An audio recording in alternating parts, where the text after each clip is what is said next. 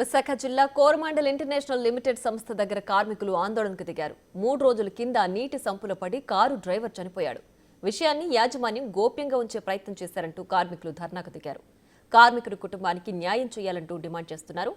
ఇదే ఇష్యూకి సంబంధించి full details మా ప్రతినిధి రాజు అందిస్తారు.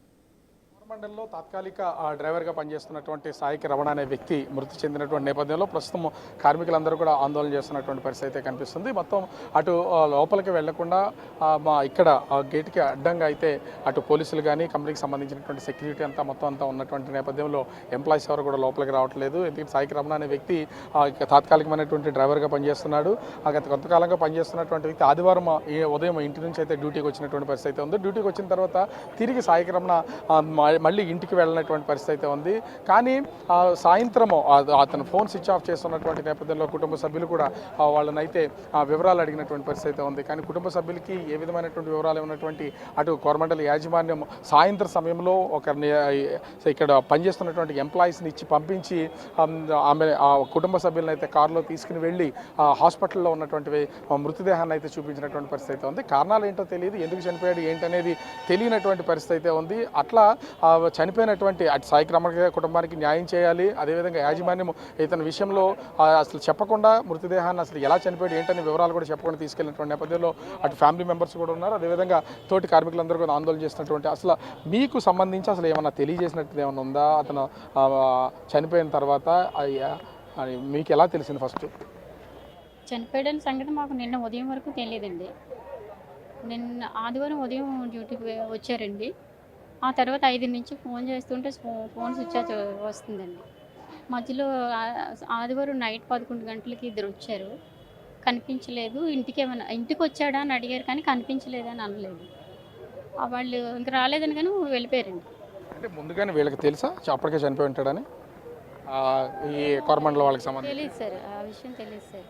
వాళ్ళు ఎప్పుడు రానటువంటి వాళ్ళు ఎందుకు సడన్గా మీ ఇంటికి వచ్చి మిమ్మల్ని వివరాలు అడగడం అలా అయింది సార్. అప్పటికి ఇంటికి వచ్చాడా అని అడిగారు, రాలేదు. అప్పటికైనా రాలేదని చెప్పాం, మళ్ళీ వెళ్ళిపోయారు. నిన్న పొద్దున్న 6 ఆ టైంకి ఫోన్ వచ్చిందండి. హాస్పిటల్కి తీసుకెళ్తున్నాము, రమణకు బాగోలేదు, మీరు వచ్చేయండి కారు పంపిస్తామని చెప్పేసి కారు పంపించాడు. కేజీహెచ్కి వెళ్ళిన తర్వాత అక్కడికి ఒక 10 నిమిషాలు పావుగంట కూర్చున్నాక ఇలా చనిపోయాడు రమణ అని చెప్పారు.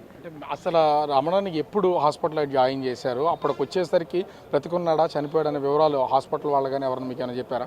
ఏం చెప్పలేదు సార్, డైరెక్ట్గా మార్చురీలోనే ఉన్నారు, బాడీ అక్కడే ఉంది. మీరు అసలు వివరాలు ఏమి అడగలేదా? ఎప్పుడు తీసుకొచ్చారు ఏంటనేది?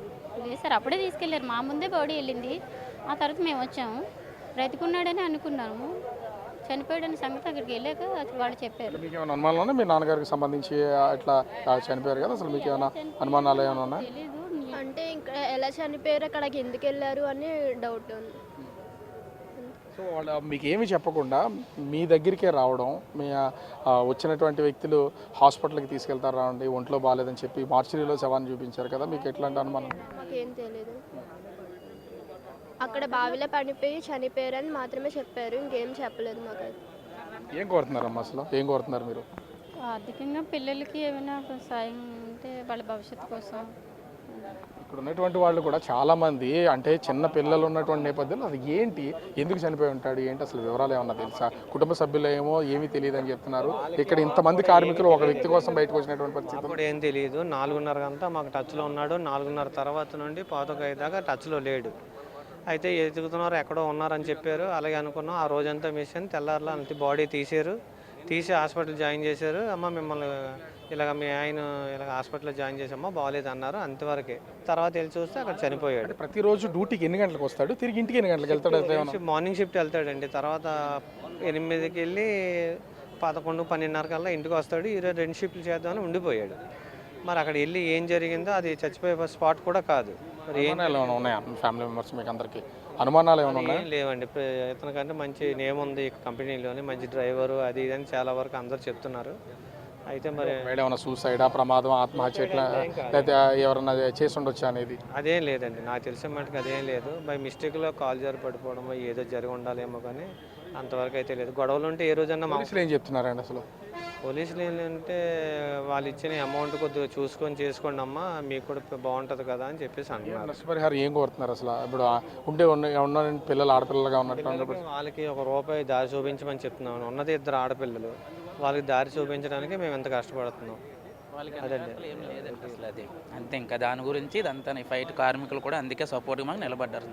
దాదాపుగా వందలాది మంది కార్మికులు అయితే ప్రస్తుతం గేటు ముందు ఆందోళన చేస్తున్నటువంటి పరిస్థితి అయితే ఉంది. ఎంప్లాయీగా వెళ్ళినటువంటి వ్యక్తి, డ్రైవర్గా వెళ్ళినటువంటి వ్యక్తి తిరిగి శవాయి కనిపించాడు. కనీసం ఆదివారం ఉదయం వెళ్ళినటువంటి వ్యక్తిని సాయంత్రం ఇంటికి తిరిగి వచ్చేయాలి, కానీ ఇంటికి తిరిగి రాలేదు, మరుసటి రోజు రాలేదు. సోమవారం ఉదయం మాత్రం హాస్పిటల్కి తీసుకువెళ్ళి అటు డెడ్ బాడీని మాత్రం చెప్పారు. అప్పటి వరకు మనిషి చనిపోయాడు, ప్రమాదం జరిగిందని తెలిసినా కూడా ఎందుకు వివరాలు చెప్పలేదనే అనుమానాలు వ్యక్తమవుతున్నాయి. కానీ ఉన్నటువంటి ఆడపిల్లలకి, ఆ చిన్నపిల్లలకి వాళ్ళకి కావాల్సినటువంటి ఆర్థికపరమైనటువంటి ఇబ్బందులు లేకుండా సమకూర్చాలని డిమాండ్ చేస్తున్నటువంటి పరిస్థితి అయితే ఉంది. అప్పటి వరకు కార్మికులందరూ కూడా బయట ఆందోళన చేస్తున్నటువంటి పరిస్థితి కనిపిస్తుంది.